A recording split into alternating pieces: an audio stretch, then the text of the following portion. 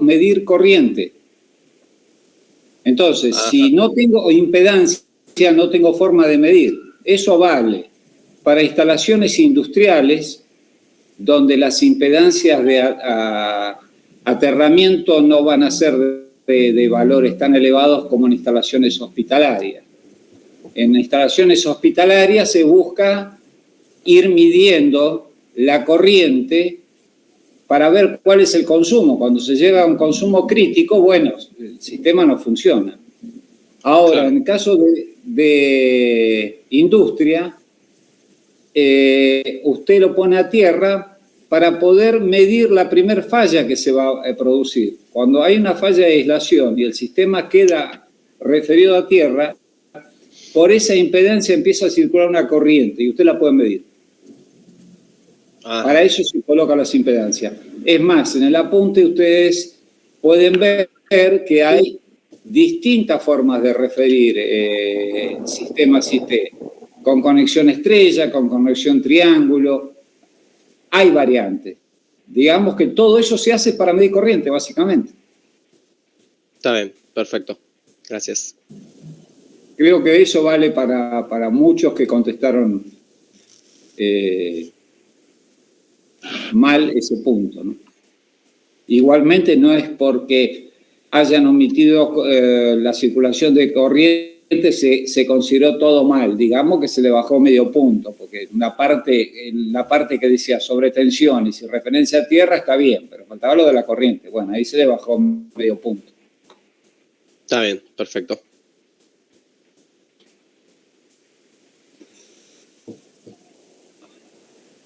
¿Alguien más? Yo es una cosa muy personal, pero no sé si también aquí pregunto así delante de todos. O sea, no personal, del parcial, pues, específicamente también. No, con usted todavía estamos ahí dudando algunas cositas. Ahí está latente un 7, un 8, así que queremos ver un poquito más de detenimiento su parcial para definirlo, si a eso se refiere. Sí, no, y porque más o menos en lo interruptor anotaron, y déjame ver, que capacidad de ruptura y está escrito, frecuencia está escrito, medio aislante está escrito, entonces no sé por qué me pusieron que faltaba eso cuando estaba escrito.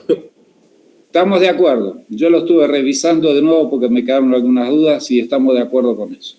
Bueno, dale. Tiene ahí un par de errores en el cálculo de barras, pero tampoco está mal todo. Hay errores, pero no es tan grave. Sí, me equivoqué en el eje de la fuerza.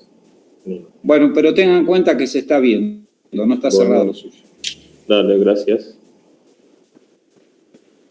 Profe, yo también tengo una duda con la corrección del ejercicio práctico de barras. Que me pide... ¿Cómo? Diga, ¿cuál es la duda? Cuando calculo la tensión en barras principales, yo lo multipliqué por 3 al módulo Z, y me pone ¿qué es esto? O que el 3 ¿qué es? Me puso. Sí. Yo la verdad es que yo lo de barras lo estuve practicando de unos apuntes que ustedes subieron al Drive, y en los dos casos veo que verifican. Uno creo que era el caso de un alumno que dijo del subte o algo por el estilo, que habían hecho una verificación, y en ambos casos multiplica por 3. Yo en la norma IRAM tampoco vi que multiplique por 3, pero bueno, yo como que lo adopté así porque preferí basarme en los ejemplos que usted había subido al Drive. No, el tema pasa por la cantidad de barras. En el ejemplo que está en el apunte hay 3 barras, y en este caso usted tiene 2 barras. Pero usted un ejemplo sí tiene 3, pero el otro tiene una sola y también multiplica por 3. Yo interpretaba que era por fases o no sé. No. Siempre estamos hablando cuando... Eso se da cuando usted tiene barras horizontales. Las barras horizontales, en el cálculo de las fuerzas principales, es el módulo resistente con respecto al eje neutro multiplicado por la cantidad de barras que usted tenga en paralelo. Si es una, es 1. Si es 2, es 2. Si es 3, es 3. Se multiplica el módulo Bueno, por la cantidad de barras. O sea, yo tendría que haber multiplicado por 2, no por 3. Por 2. Por 2. Y después también me marca, cuando hago el cálculo para las barras horizontales, me pone que el módulo resistente está mal tomado, que tendría que haber tomado 10,7. O sea, yo tomé el 10,7 corresponde a barra horizontal, me pone. Y es lo que yo estaba calculando. Claro, pero es lo que yo estaba calculando. Por eso no sé por qué me lo... No, Usted tiene un sistema de barras horizontales. Quiere decir que las fuerzas principales, de barras principales, se van a tomar con respecto al eje neutro que está en la mitad de la barra de 80. Pero en las barras parciales, los esfuerzos no son con respecto a barra horizontal. Es como si estuviera 2 barras verticales. Entonces el eje neutro ahora no está en el centro de los 40 milímetros, está en el centro de los 10 milímetros. ¿Se entiende? No, me cuesta seguirlo un poco. Hágase el dibujito y se va a dar cuenta. La corriente que se reparte en la barra horizontal interactúa como si fueran barras verticales. Entonces el módulo resistente ahí no es 10,7, sino es 1,33. ¿Se entendió? No, la verdad no, me cuesta seguirlo un poco. O sea, yo tomé del catálogo digamos, el valor que me dan de Z y tomé para una barra vertical. No, perdón, barra horizontal. No entiendo ahora cómo me lo explica usted, pero bueno, quizás porque habría que dibujarlo, como usted dice, no sé. A ver si encuentro acá el parcial, hago una presentación y lo vemos, porque es un error muy común en varios. Un segundo. Hay varios que se equivocaron con eso.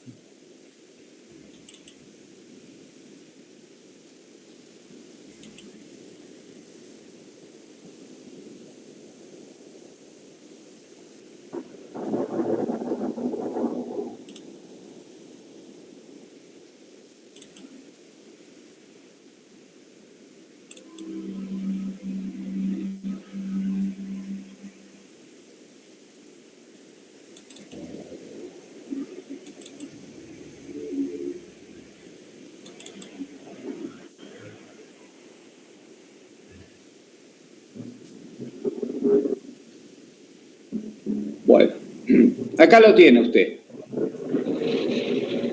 Cuando se está produciendo la falla, está circulando por esta fase, genera un campo magnético, lo mismo el campo magnético en esta fase, lo mismo el campo magnético en esta fase.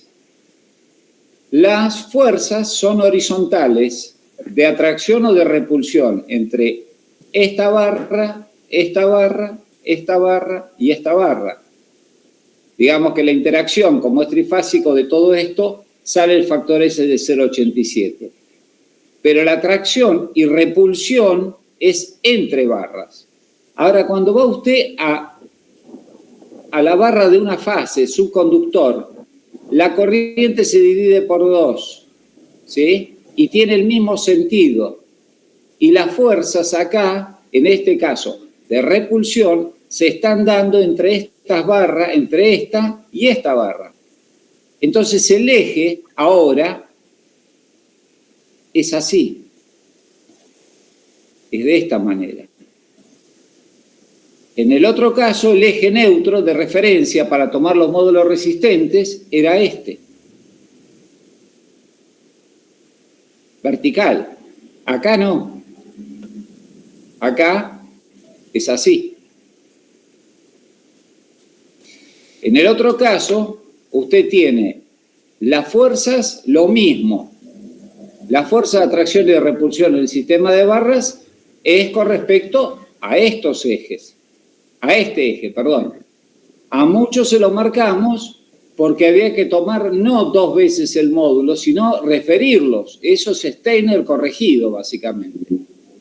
En el apunte o de la normativa les dice cuál es el resultante de la nueva referencia con respecto al eje central que pasaría por acá.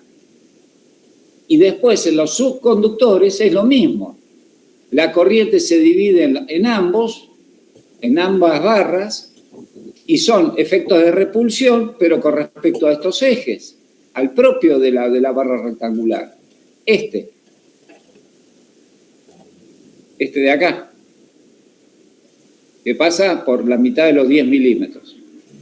¿Se entiende la diferencia?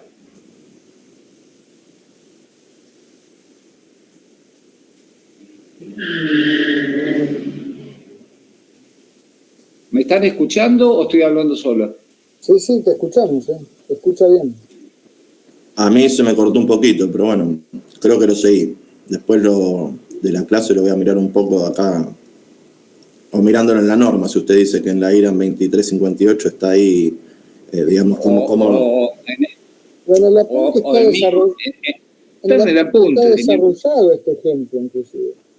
En el apunte además está desarrollado. Lo que ocurre es que usted cuando tiene que referir con respecto a los ejes de dos barras, de dos secciones rectangulares, cuyo momento de inercia y por lo tanto módulos resistentes son conocidos, pero ahora usted tiene un nuevo eje de referencia porque son dos barras, usted refiere cada sección rectangular por Steiner al nuevo eje. Bueno, lo que le va a decir la norma es que sí, eso es válido, pero usted va a tener que tomar el 60% de lo que le da. Entonces, se calcula por Steiner, se corrige por un 60%. Si usted va a la norma, eso ya está, hay una tablita donde para secciones rectangulares eso ya está calculado, usted tiene que aplicar la fórmula. Le soy franco, de todos los ejercicios que hubo resueltos, creo que hubo 2 alumnos que lo aplicaron correctamente. Ni siquiera hubiéramos pretendido que hagan el cálculo Steiner, pero por lo menos tener una referencia, diciendo, mire que acá la cosa ahora hay que referir al nuevo eje. En el apunte está muy bien desarrollado ese tema. Bueno, gracias, profesor. Segundo tema que cometieron todos error, acá salvando a alguna honrosa excepción. Acá se aclara, 60 kiloamperes, valor eficaz. Y nos cansamos de comentar de que lo que necesitamos es el valor de la corriente de impulso, el valor instantáneo. Entonces, el valor eficaz había que corregirlo por raíz de 2 y había que corregirlo por capa. Y el capa, bueno, estímenlo ustedes, póngale 1, póngale 1,8. El mínimo es 1, el máximo es 1,8. Eso es a criterio del consumidor. Pero no usar el valor eficaz. El valor eficaz no nos produce en el primer momento el máximo esfuerzo dinámico. O sea que acá esta ejercitación básicamente es una ejercitación de mucho concepto. Los cálculos eran muy simples. Las fuerzas principales para los dos sistemas eran la misma. Lo que cambiaban eran las tensiones parciales de esos sistemas. Ahí había una diferencia. Entonces había que aplicar bien, correctamente, los módulos resistentes. Y otro error, que se toma la distancia de separación física entre las barras parciales. Acá. Ustedes tomaron, en algunos casos 10 milímetros, en otros casos tomaron 20 milímetros. No. Estuvimos hablando de condiciones de borde. Entonces, cuando las barras están muy próximas, la distribución de los campos magnéticos no es simétrica. Con lo cual había que corregir, por eso se utiliza la distancia A sub S que surge de, primero en el apunte está hecho el desarrollo de dónde sale. Y después, si no, iban a una tabla y les iba a decir que para esa sección de barras, la distancia que había que tomar eran 41 milímetros. Ah, sí, profe, eso era una duda que también le iba a consultar, porque en la IRAM aparece el dibujo como si fueran barras verticales nada más, pero, o sea, para vertical u horizontal, el módulo, el espacio A su vez es el mismo. Porque eso a mí me surgió la duda en el parcial y yo en uno tomé 41 milímetros en la barra vertical y en la horizontal tomé 20 porque me surgió la duda con la tabla. Viendo la tabla veo que solo ponen la indicación en barra horizontal, pero no sé si es simplemente una representación gráfica sin interesar, digamos, si después la barra va horizontal o vertical. Y en el parcial usted me lo marcó eso. Me puso que AS era 41 milímetros también en las barras horizontales. Es como se producen los esfuerzos entre barras. ¿Está de acuerdo? O sea cómo se producen los esfuerzos? Claro, más que las barras sean horizontales, los esfuerzos que se producen entre barras es con respecto a los ejes neutros propios de en este caso, de los 10 milímetros. Usted tiene un eje neutro ahí a 5 milímetros y otro eje neutro a 5 milímetros en la otra barra. Claro, por eso yo había tomado 20 y usted me lo objetó eso. Y la verdad me mareó en el momento en la tabla de la IRAM que estaba solamente, que quizás entonces era simplemente una representación gráfica, no necesariamente era para una barra vertical.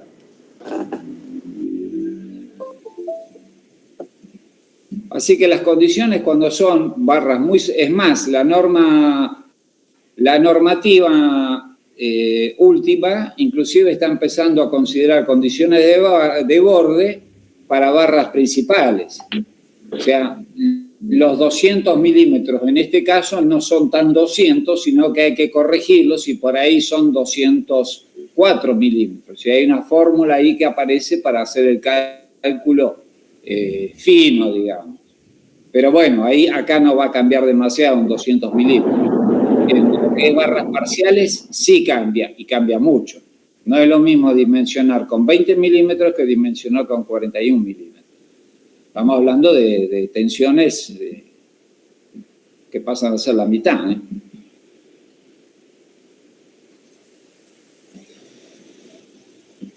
¿Alguien más? ¿Consulta? Sí, yo quería hacer una consulta sobre una corrección en el práctico de protecciones. Sí. Nada, se me marcó, yo había dejado la expresión para la curva del cable de K por la sección sobre raíz de T.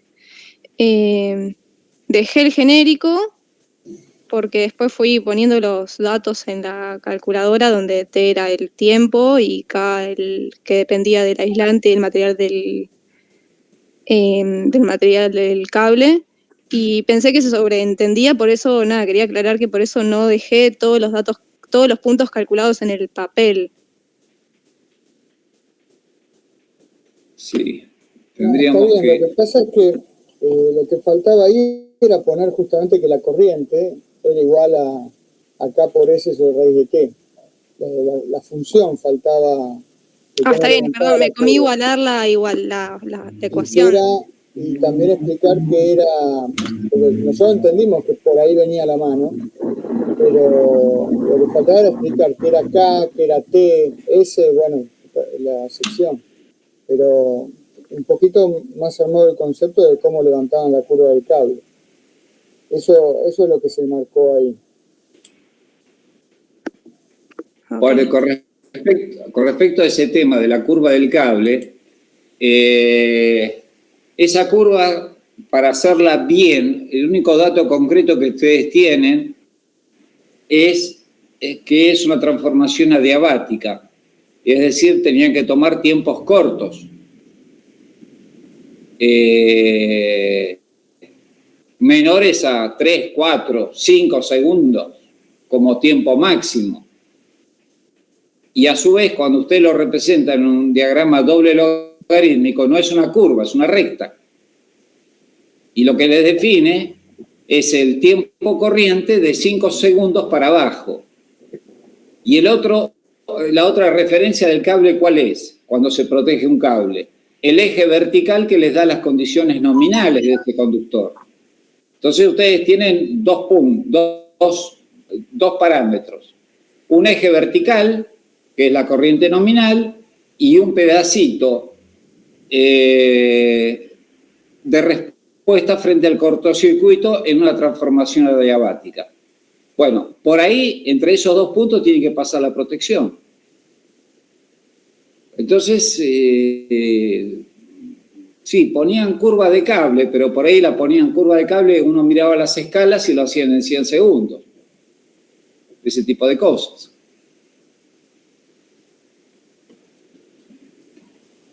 ¿Se entendió la corrección que se le hizo o Sí, quiere se que lo entendió. veamos? No, está bien.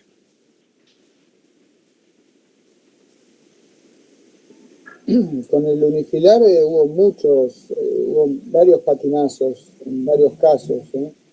Eso también lo tienen que rever un poco, revisar bien las correcciones, lo que les pudimos marcar dentro de todo, pero si les queda dudas, consúltennos, porque es un tema importantísimo y fundamental para toda la vida. Entonces, queremos que quede bien claro dónde ponen la protección, para qué ponen, que queden los cables protegidos, para qué ponen cada protección y cada interruptor antes de cada elemento y para qué lo ponen.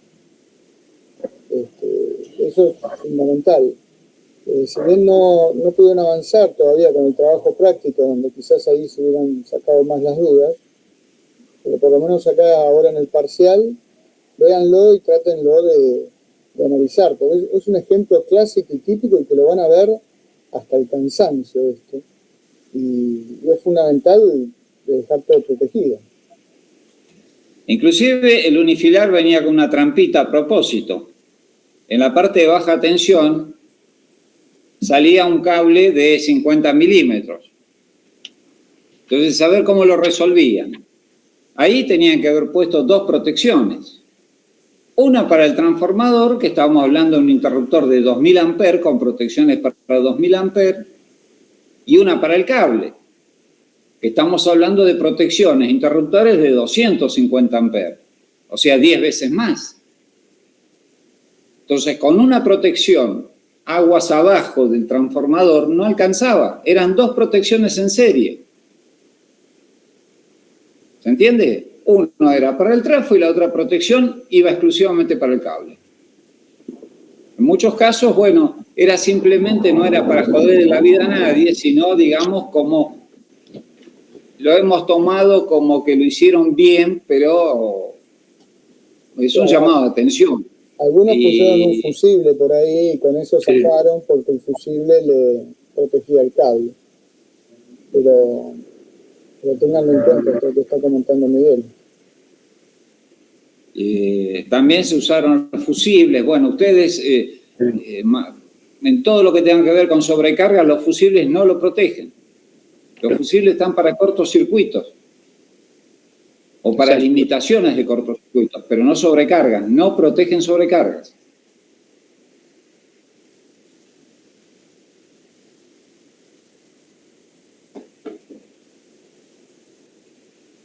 Bueno, sáquense todas las dudas, pregunten lo que quieran sobre el parcial. Estamos para eso ahora.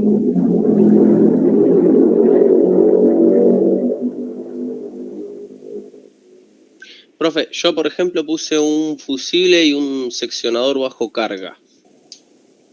¿Qué tendría que haber puesto para justamente cubrir la sobrecarga? En vez del fusible, un relé de máxima corriente, ¿sería lo apropiado? Pero no tengo el parcial presente acá, lo tengo que ver. ¿En qué parte lo pusiste? Aguas arriba del transformador. No, aguas arriba del transformador es admisible colocar seccionador con fusible para proteger el transformador. ¿Por qué? Porque usted está protegiendo combinando protecciones. Usted está protegiendo un transformador por los dos lados, por el lado de media, por el lado de baja. Entonces, el fusible en ese caso le alcanza. ¿Cuál es la limitación? Y la operatividad de un seccionador bajo carga, de acuerdo a la potencia que va a comandar. Entonces, la recomendación que se hace, bueno, miren, hasta 1000 kVA, 1200 kVA la cosa funciona. Después, ya poner un seccionador bajo carga es es complicado. Es preferible ya ir a un interruptor para tener una operación segura. Pero como protección, seccionador fusible para esa potencia, aguas arriba del transformador, era correcto. Lo que no es correcto es a la entrada, donde está el suministro. ¿Por qué? Claro. Porque el fusible no le va a proteger sobrecarga del cable. Ahí sí necesita colocar una protección. Claro, yo al cable le puse un relé de máxima corriente y ahí está, perfecto.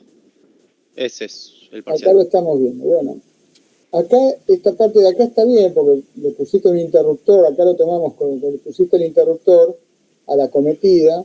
Acá interpretamos que está el cable en el medio, aunque no está dibujado, pero bueno, esta protección es la cometida, protege el cable, está perfecto. Este es el seccionador fusible en el primario del transformador, que está bien. Perfecto. Y este es el interruptor del secundario del transformador. Ahora, ¿qué falta acá? Y falta proteger el cable, en tal caso. Claro, porque esto no protege el cable. ¿Y esto qué vendría a ser? ¿Qué aparato es este? No lo veo, profe. El cursor no se ve. El motor, digamos, donde dice motor. Es un relé térmico. Es un relé térmico con un contactor. Bueno, este no es el símbolo del contactor, por ejemplo. Entonces nosotros adivinamos que no sabemos qué era. Este es el térmico, está bien. Sí. Pero eso que está acá es un contactor. Entonces acá nos está faltando una protección para el cable de la salida del motor. De la alimentación del motor. Una protección para el motor. Para el cable. Para el cable. Porque vos acá tenés el interruptor del secundario que vos pusiste cable 2. Y este es el interruptor del secundario del trafo, el que te está diciendo Miguel que es de 2000 amperes. Y atrás le viene un cablecito colgado de este interruptor de 2000 amperes, le viene un cablecito de 50 milímetros. Sí. Que acá lo notaste, 3 por 50 milímetros. Claro. Y si hay un cortocircuito en este cable, este interruptor no se entera. Lo que pasa es que el relé de máxima corriente está protegiendo el cable. No. Entonces está bien. Lo que está faltando es otro aparato de maniobra. O ese protege el cable, lo que te falta es la protección del interruptor. Falta un interruptor ahí. Pero falta un interruptor, porque la regulación del interruptor de 2000 amperes no te va a dar para proteger el cable de 3 por 50. Aunque lo pongas súper bajito, no te va a dar. Claro, pero perdón, ¿el del relé de máxima corriente o el del contactor del motor? No. El contactor del motor con su relevo térmico es más abajo. Ajá, perfecto. Eso está bien. Sí. Pero entre el interruptor del secundario del transformador y el cable, ahí es donde está faltando un interruptor de menor calibre para proteger el cable. Ajá, está bien. Un interruptor que podrá ser de 250 amperes de corriente nominal y con el térmico regulable, si querés, para tenerlo. Pero eso es lo que está faltando. Porque ¿cuál es el problema de esto? El interruptor de la salida del transformador, para un corto que tengas acá en el cable de 50 milímetros, no lo ve. Claro. O sea, se va a quemar primero el cable va a funcionar de fusible. Claro, o sea, me faltaría otro relé de máxima corriente, por ejemplo. Un interruptor y un interruptor. Porque este es el interruptor principal de lo que sería, el que está a la salida del secundario del transformador, sería, si querés, el interruptor principal de un TGVT, por ejemplo. Claro.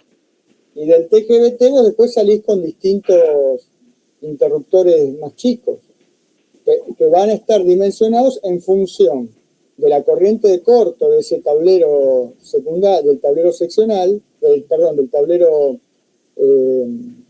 principal, y del cable que está conectado a esos interruptores para la salida de alimentación a cada uno de los tableros seccionales que vayan.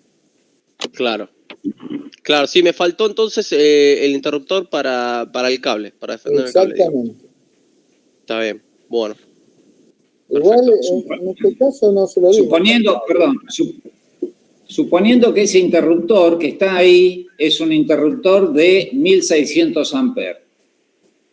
Si es de 1600, falta uno de 200 amperes para el cable. Si ese interruptor es de 200 amperes, bueno, falta un interruptor de 1600 para el trafo. Para el trafo, claro. En realidad está faltando un interruptor más en serie. Claro, sí, es que en realidad yo lo que hice fue cubrir el cable, no el transformador. Eso estuvo mal. Bueno, el transformador quedó sin protección. Claro, el segundo arrollamiento quedó sin transformador. Claro, ese fue mi error. Como sea, está faltando algo. Igual no se lo dimos por malo del todo, ¿eh? Le bajamos un punto nada más a eso.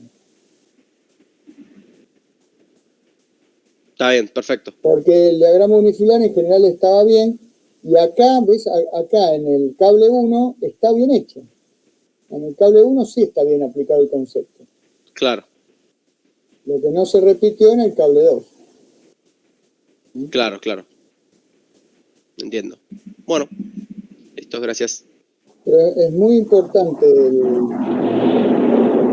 tener en cuenta lo del tema de unifilar, porque es un ejercicio clave eso. Como les digo, esto después se usa toda la vida.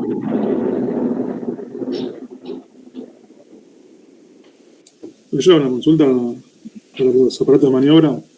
Le puse un seccionador bajo carga para reposición del fusible y un contactor para el motor. Y me lo marcaron como... Dame un minuto que te lo busco, Guerrero. Sí.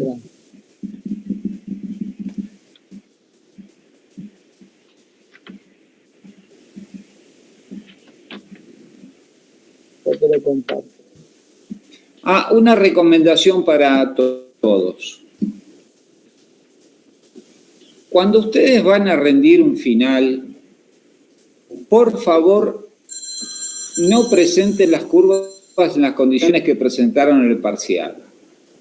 Las curvas tienen que ser legibles, tienen que estar claras, bien identificadas, porque, miren, se lo voy a hacer franco, cuando nosotros nos tomamos un examen con estas cosas y nosotros tirábamos las curvas como las tiraron ustedes, ni lo corregían, lo tiraron a la basura directamente. Entonces le pedimos... Para este caso, en el caso especial de justamente este que estamos viendo acá de Guerrero, así está bien.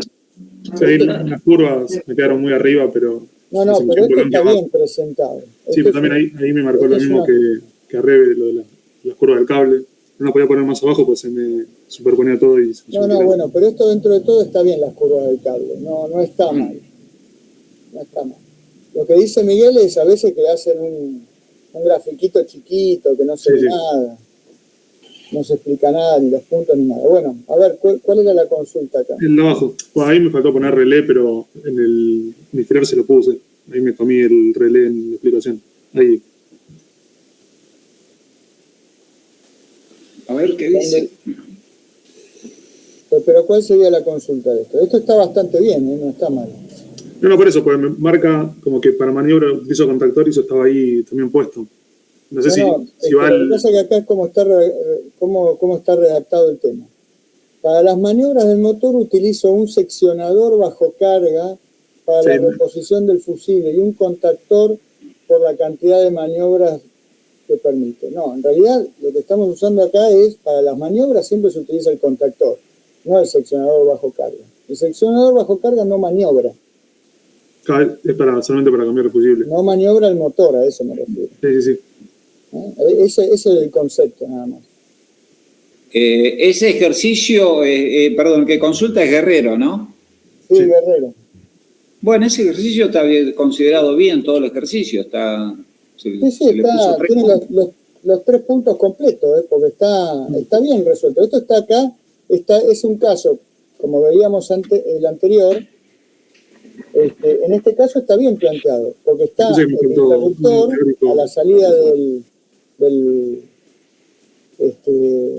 ¿cómo se llama? Del transformador, del secundario, está bien puesto, está el segundo interruptor para proteger el cable, y acá le agregó un seccionador fusible para proteger el motor, que no está de más, está bien, y el contactor.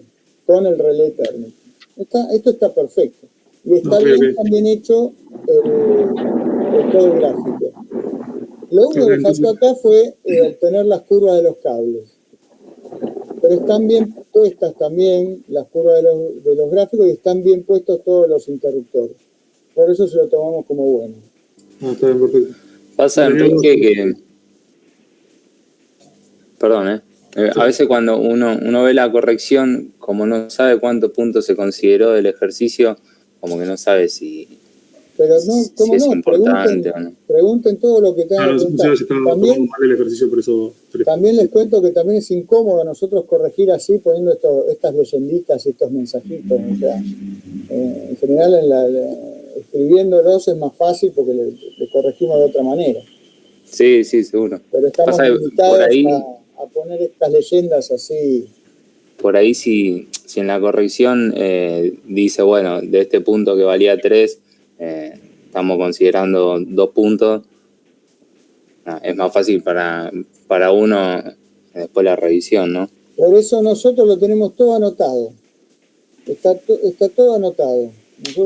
Acá está todo anotado punto por punto, todos los puntos que le fuimos dando. No, perfecto. Entonces, ¿por qué me faltó? No se lo podemos poner, eso en el parcial sí se lo ponemos, cuando lo tenemos en papel. Pero acá es más difícil porque tenemos que andar llenando de leyenditas todo el PDF. Y, profe, la condición de aprobación era tener un ejercicio bien y 2 teóricos, ¿no? No, 6 puntos. La aprobación son 6 puntos, ¿no? Se aprueba con 6, ¿no? Y promociona con 8. Sí, se promociona con 8. Los teóricos que valían 1 cada uno. Los teóricos valían 1 cada uno y 3 cada práctica. Ok, perfecto, gracias. Perdón, ya que estamos, quería consultar del práctico de protecciones, ¿cuánto se me había habilitado? ¿De cuánto se me descontó por ese error de la fórmula? 1 punto. ¿1 punto? 1 punto. Le quedó 2 por ese...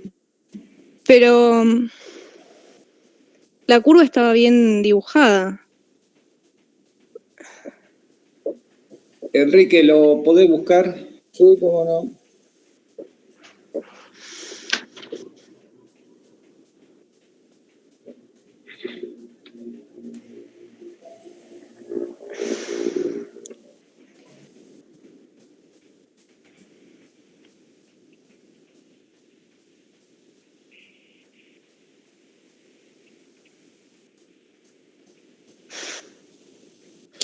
Ahí tengo.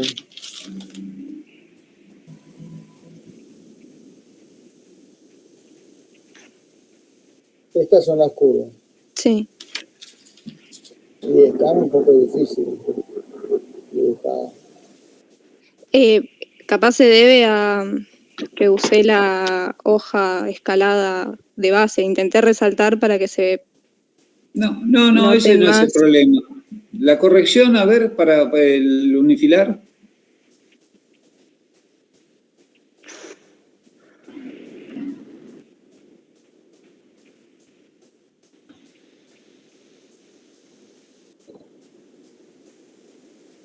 El unifilar está bien. Está bien, eso sí. No, está bien, está perfecto. El unifilar está bien. Lo único que encontramos era que estaba... Claro, yo ahí dejé solo la expresión y en la última, en donde lo único que me marcaron fue ahí esa fórmula.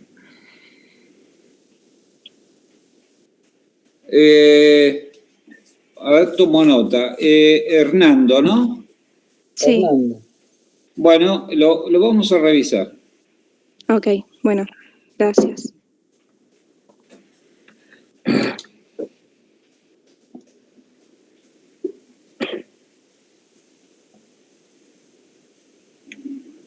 ¿Alguno más? ¿Alguien más tiene alguna consulta?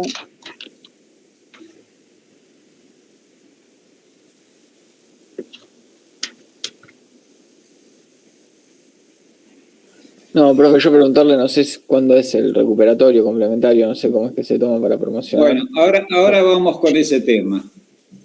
Ustedes nos envían para el martes que viene qué van a recuperar y qué van a compensar. La primera fecha de recuperatorio ya va a ser el martes que viene y va para los 2 parciales.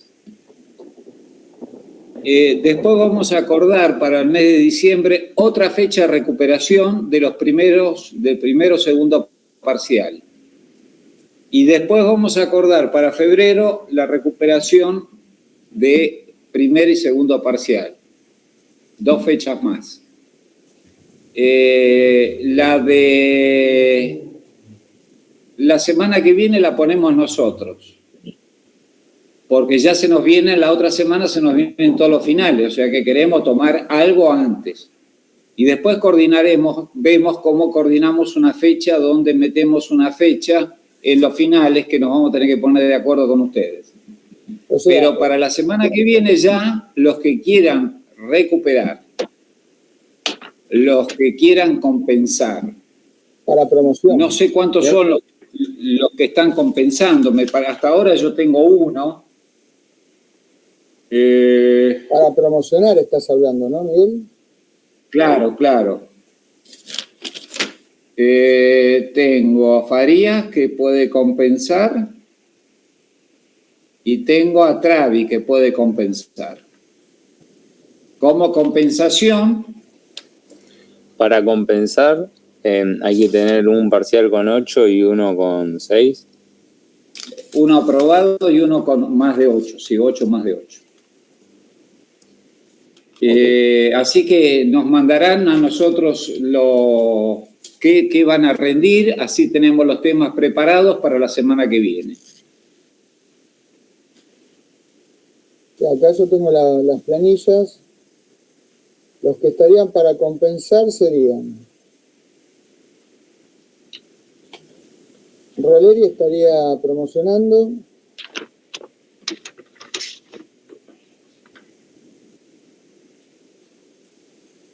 Travi tendría que compensar acá el segundo parcial. Claro, yo tengo que pensar el segundo. El tema es que, claro, digamos, yo tengo que hacer, lo que me equivoqué, calculo, para levantar ese 8, ¿no? Exactamente. Entonces, por ejemplo, en mi caso, ustedes me dicen a mí qué es lo que tengo que... Por ejemplo, yo tengo a veces anotaciones en varios puntos, pero bueno, capaz algunos son más graves que otros, ¿no? Obviamente. No, Travis, yo ya se lo comento. Usted va a compensar todo barras, de punta a punta.